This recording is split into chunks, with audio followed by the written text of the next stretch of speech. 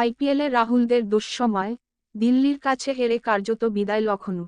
Video শুরু করার আগে আমাদের চ্যানেলটি সাবস্ক্রাইব করে, ভিডিওটিতে লাইক শেয়ার কমেন্ট করে আমাদের সাথেই থাকুন। মাঠের উত্তাপ বদলে গিয়েছে হৃদয়তায়। আগের ম্যাচে জেকেএল রাহুলকে মালিক সঞ্জীব গোয়েঙ্কা প্রকাশ সেই বকাবকি করেছিলেন, তাকে বাড়িতে ডেকে নৌসবুজ করিয়েছেন, আলিঙ্গন করে বিবাদ মিটিয়ে নিয়েছেন। মালিক আর অধিনায়কের সমস্যা মিটলেও মাঠের ভিতরের সমস্যা এখনও মেটাতে পারল না লখনৌ। মাঠের ব্যর্থতা সাফল্যে বদলাতে পারলেন না স্টয়নিস পুরানরা।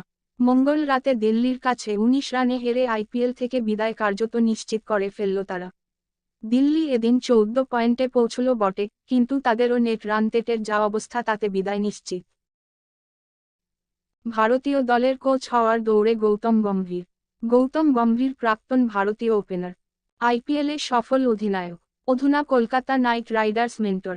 এবার তার নামের পাশে বসে যেতে পারে নয়া তকমা।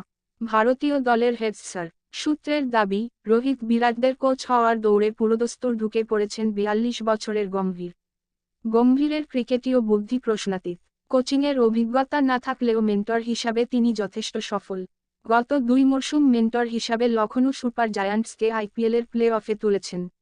এ মরশুমেও কেকেআরের লিগ টেবিলের শীর্ষে থাকার নেপথ্যে গম্ভীরের ছোঁয়াই যে মূল কারণ, সেটা নিয়ে কারও সন্দেহ নেই।